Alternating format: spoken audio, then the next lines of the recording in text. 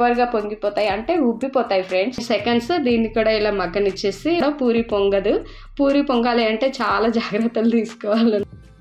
Hi friends, good morning. ఇవి కాబోలి శనగలు అంటారు, చోలే కూడా అంటారు. నాన్ వెజ్ తినలేని వారికి శనగలు ఒక వరం. ఎందుకంటే మాంసంలో ఉండే ప్రోటీన్లన్నిటిలో కంటే వీటిలో ఎక్కువగా లభిస్తాయి. శరీరంలో చెడు కొలెస్ట్రాల్ కూడా తగ్గిస్తాయి ఈ చోలే అన్నమాట. సూపర్ అంటే సూపర్గా ఉంటాయి. రక్తంలో ఎర్ర రక్త కణాల సంఖ్యను కూడా పెంచుతాయి, చాలా మంచిది. నేను నైట్ పూట ప్రిపేర్ చేసుకోవాలి అనుకున్నప్పుడు నైట్ పూట ఇలా నానబెట్టేస్తాను శనగల్ని. సూపర్గా పొంగిపోతాయి, అంటే ఉబ్బిపోతాయి ఫ్రెండ్స్. గట్టిగా ఉంటాయి కదా, నీళ్ళల్లో ముందుగానే నైట్ మనం తినేసి పడుకునేటప్పుడు నానబెట్టేస్తే మంచిగా మెత్తగా నానిపోతాయి అన్నమాట. చూడండి, బాగా ఉబ్బిపోయాయి, మనకు తెలుస్తుంది ఇప్పుడు ఇవి నానాయా లేవా అనేది తెలుస్తుంది. ఇవి చూడండి, ఇవి గట్టిగా ఉంటాయి కదా, ఇవి నానబెట్టినప్పుడు ఇలా ఉన్నాయి, నానబెట్టాక అలా ఉంటాయి. సో మనం ప్రిపరేషన్లోకి వెళ్దామా.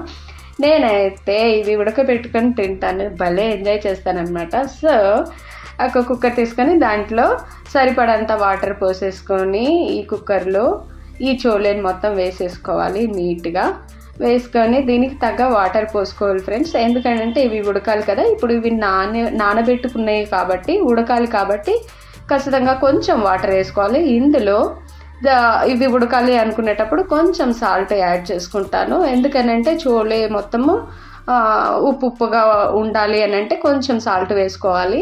అలాగే నేను కొంచెము ఒక చిటికెడు పసుపు కూడా వేసుకుంటాను ఉడకబెట్టుకునే ముందు. సో ఇలా ప్రిపరేషన్ చేసుకుంటాను చోలే చేసుకునే ముందు.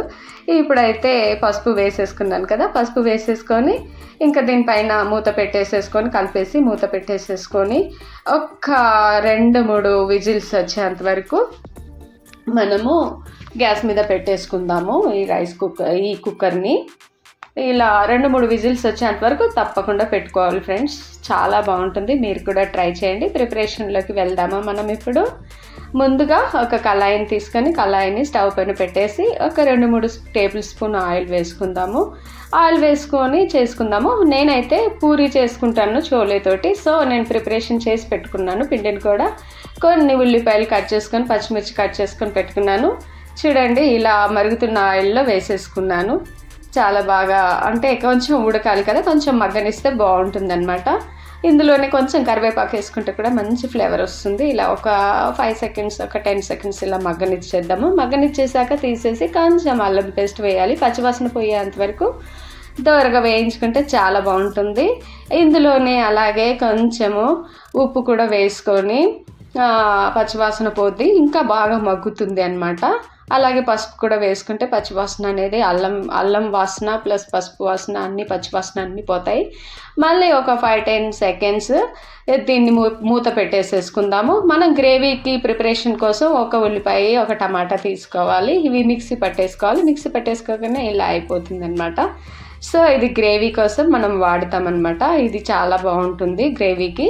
సో ఉల్లిపాయ అయితే బాగా మగ్గిపోయింది, పచ్చి ఫ్లేవర్ కూడా పోయిందనమాట. ఇందులో నేను ఆనియన్ టమాటా పేస్ట్ వేసేసి ఒకసారి ఇలా తేరపార కలిపేస్తున్నాను. కలిపేయగానే ఇది కూడా కొంచెం పచ్చివాసన పోతే చాలా బాగుంటుంది ఫ్రెండ్స్. మగ్గనిచ్చాలి. ఇది కూడా ఒక 10-15 సెకండ్స్ మగ్గనిస్తే ఇంకా చాలా బాగుంటుంది అనమాట. నేను మగ్గనిస్తాను. సో ఇలాగే చూసుకుందాం. వావ్, ఉడికిపోయాయి ఫ్రెండ్స్. చోలే అయితే బాగా ఉడికిపోయాయి. ఇవైతే నేను తినడానికి పెట్టేసుకుంటాను, బాగా ఉడికిపోయాయి అనమాట. నాకైతే చాలా ఇష్టం. మీకు ఇష్టమా? ఇష్టమైతే కామెంట్ సెక్షన్లో కామెంట్ ద్వారా మాట్లాడండి. వావ్, శనగలు అయితే సూపర్గా ఉడికిపోయాయి. ఇప్పుడైతే మళ్ళీ ఒకసారి మూత తీసి చూద్దాం. వావ్, ఆయిల్ తేలింది. ఆల్మోస్ట్ 50% మగ్గిపోయింది ఫ్రెండ్స్ గ్రేవీ. ఇందులో మగ్గుతున్నప్పుడు ఇందులో ఒక టేబుల్ స్పూన్ కారం వేసుకుంటే ఇంకా ఇది కూడా పచ్చివాసన పోయేంత వరకు మగ్గించాలి. మగ్గించేసి మళ్ళీ దీనికి కూడా మూత పెట్టేసి మళ్ళీ మూత తీసి చూడాలి. వావ్, ఇది కూడా ఆయిల్ తేలుతుంది, గ్రేవీ కూడా ఆయిల్ తేలుతుంది. కాబట్టి ఇప్పుడు మనకు అర్థమైపోయింది 75% మగ్గిపోయింది అనమాట. ఈ గ్రేవీ కూడా ఆల్మోస్ట్ మన చోలే గ్రేవీ ప్రిపరేషన్ అయిపోయింది. సో చూస్తున్నారు కదా, మంచి పచ్చివాసన మొత్తం పోతే గ్రేవీ ప్రిపరేషన్ అయిపోయింది. ఆయిల్ తేలుతుంది అని అంటే గ్రేవీ అయిపోయినట్టే, కర్రీ ఆల్మోస్ట్ 75% అయిపోయినట్టే. సో ఇందులో మనం చోలే ఉడకబెట్టుకున్న చోలే మొత్తం వేసేసుకోవాలి. ఎలా ఉంది ఫ్రెండ్స్, బాగుంది కదా. ఇలా ఒక 5-10 సెకండ్స్ దీన్ని కూడా ఇలా మగ్గనిచ్చేసి ఉడకపెట్టేస్తే కారం, ఉప్పు, పసుపు, అల్లం అన్నీ పట్టేస్తాయి అన్నమాట చోలేకి. ఇలా మూత పెట్టేసేసుకుందాం. కొంచెం వాటర్ యాడ్ చేసేసుకొని చాలా బాగుంటుంది ఫ్రెండ్స్. మీరు కూడా ట్రై చేయండి. ఈ డిష్ మాత్రం చాలా బాగుంటుంది. చపాతీలోకి కానీ పూరీలోకి కానీ చాలా అంటే చాలా బాగుంటుంది. సో కర్రీ మాత్రం అయిపోయింది. ఇంకా మరి పూరీ ప్రిపరేషన్కి వెళ్దామా. పూరీ నేను ప్రిపరేషన్ చేస్తున్నాను చూడండి. ఇలా అయితే తీసుకుంటాను. రౌండ్ అప్ చాలా జాగ్రత్తగా చేసుకోవాలి, లేదంటే హోల్ పడిపోయింది అనుకో పూరీలోకి ఆయిల్ వెళ్ళిపోతుంది, పూరీ పొంగదు. సో నేను చాలా జాగ్రత్తగా ప్రిపరేషన్ చేసుకుంటాను. ఆయిల్ కాగబెట్టేసుకొని ఇందులో పూరీ వేసుకున్నాను. చూడండి పూరీ ఎలా పొంగిపోతుంటుందో. కొంచెం అటు ఇటుగా అయినా కూడా పూరీ పొంగదు. పూరీ పొంగాలి అంటే చాలా జాగ్రత్తలు తీసుకోవాలన్నమాట, లేదంటే ఆయిల్ మొత్తం పూరీలో అయిపోతూ ఉంటుంది. సో నీట్గా వచ్చేస్తుంది కదా పూరీ పిండి మనం పిసికే విధానంలో ఉంటుంది. సో చేసుకునేటప్పుడు కూడా చాలా జాగ్రత్తగా చేసుకోవాలి. చూడండి పూరీ ఎంత బాగా పొంగిపోయిందో. బాగుంది కదా ఫ్రెండ్స్.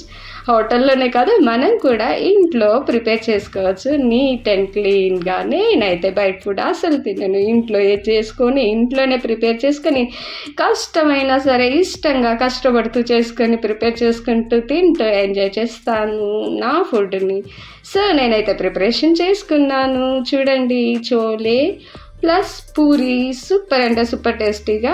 ఇలా నేను ఉల్లిపాయతో తింటానన్నమాట. సూపర్గా ఉంటుంది. నేనైతే ఇలా తయారు చేసుకున్నాను. మీరు ఎలా తయారు చేసుకుంటారో నాతో షేర్ చేసుకోండి. Okay friends, bye. థ్యాంక్